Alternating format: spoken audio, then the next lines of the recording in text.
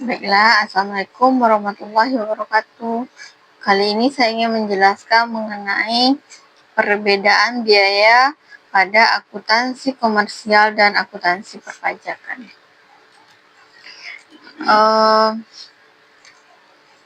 Kesenjangan biaya komersial dan perpajakan di mana laporan keuangan komersial dan perpajakan seringkali menunjukkan angka atau biaya yang berbeda karena perbedaan regulasi dan tujuan. Perbedaan ini menciptakan kesenjangan biaya yang harus dikelola dengan cermat, di mana biaya-biaya tertentu yang diakui dalam akuntansi komersial mungkin tidak sepenuhnya diakui atau dimiliki perlakuan berbeda dalam akuntansi perpajakan. Di tengah menyoroti titik-titik di mana perbedaan ini muncul, seringkali menyebabkan laba yang berbeda untuk tujuan pelaporan dan perpajakan. Perbedaan utama dalam pengakuan biaya, di mana akuntansi komersial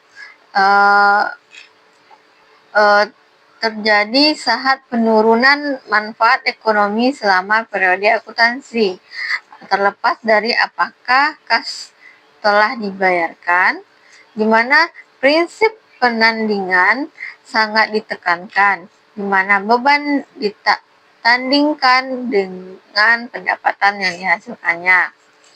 Pengakuan berdasarkan manfaat ekonomi yang menurun atau habis, termasuk biaya yang berpotensi memberikan manfaat di masa depan. Contohnya di sini beban pra pembayaran. Fleksibilitas dalam interpretasi dan estimasi selama konsisten dan relevan. Contohnya di sini biaya riset dan pengembangan dapat diakui sebagai beban pada tahun berjalan jika tidak ada kepastian manfaat ekonomi di masa yang akan datang. Sedangkan di akuntansi perpajakan memiliki kriteria yang jauh lebih ketat, di mana biaya hanya dapat diakui sebagai pengurang penghasilan bruto jika memenuhi syarat tertentu yang ditetapkan berdasarkan Undang-Undang Perpajakan. Biaya harus memiliki hubungan langsung dengan perolehan, penagihan, dan pemeliharaan penghasilan.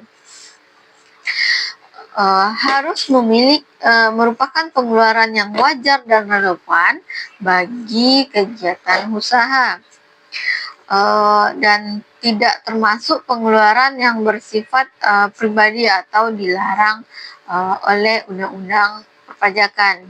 Contohnya di sini biaya sumbangan atau hiburan tertentu seringkali tidak dapat dikurangkan secara penuh atau bahkan sama sekali. Dampak dari adanya perbedaan biaya pada laporan keuangan ini, yang pertama itu biaya non deduktif, di mana banyak biaya yang diakui dalam laporan keuangan komersial tidak dapat dikurangkan dalam perhitungan pajak, termasuk pengeluaran denda dan sanksi pajak, biaya hiburan yang tidak ada daftar nominalnya. Yang kedua, dampaknya itu pengaruh terhadap pajak terutang, di mana jika laba fiskal lebih tinggi dari laba akuntansi, maka pajak penghasilan yang terutang oleh perusahaan juga akan lebih tinggi. Perbedaan ini perlu disesuaikan melalui koreksi fiskal. Yang ketiga, perlakuan biaya yang berbeda, di mana meskipun dapat dikurangkan memiliki batas atau metode perhitungan yang berbeda antara akuntansi komersial dan akuntansi perpajakan. Contohnya, biaya penyusutan dan amortisasi. Yang keempat, laba fiskal dan laba komersial, di mana akibat dari poin yang tiga tadi, laba sebelum pajak yang disajikan dalam laporan Laporan keuangan komersial hampir selalu berbeda dengan laba yang digunakan sebagai dasar perhitungan pajak.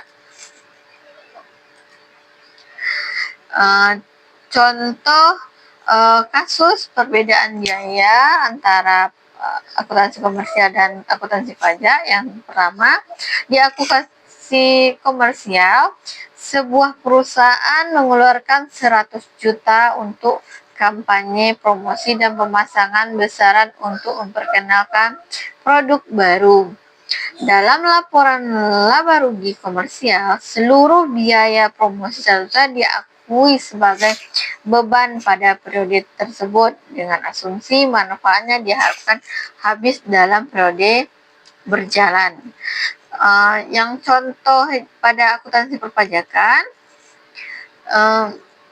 hanya 60 juta dari biaya promosi tersebut yang dianggap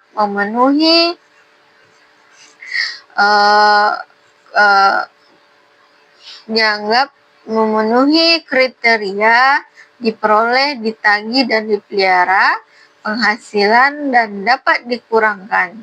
Sisanya itu merupakan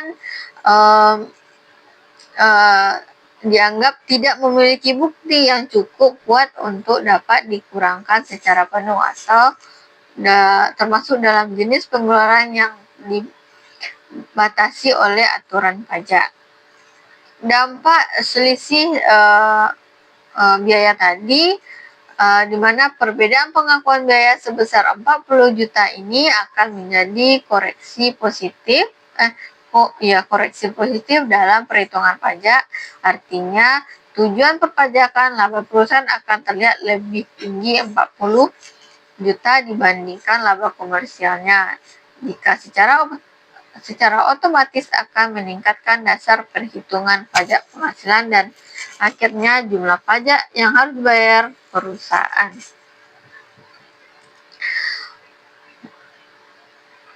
Pentingnya koreksi fiskal, di mana langkah krusial untuk memastikan bahwa perusahaan mematuhi peraturan perpajakan yang berlaku, harus adanya penyesuaian laporan, di mana koreksi fiskal dilakukan untuk menyesuaikan laporan keuangan komersial agar sesuai dengan ketentuan perpajakan, terutama dalam perhitungan penghasilan kena pajak atau PKP.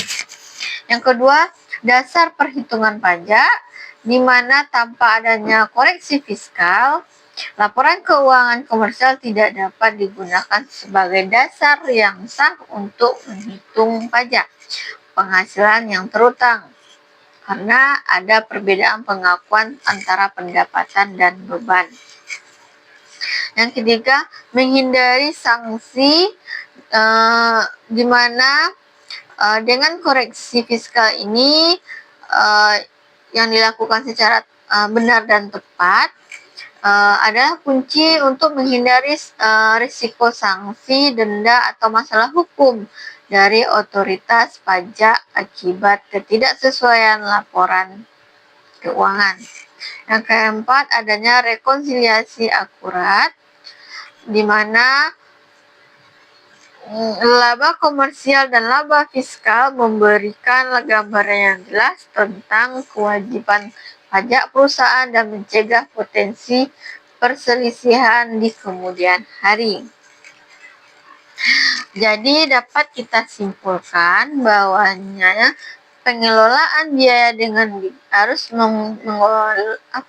dapat kita simpulkan bahwasanya mengelola perbedaan antara akuntansi komersial dan perpajakan dalam pengakuan biaya adalah fondasi penting bagi kesehatan finansial dan kepatuhan hukum setiap perusahaan.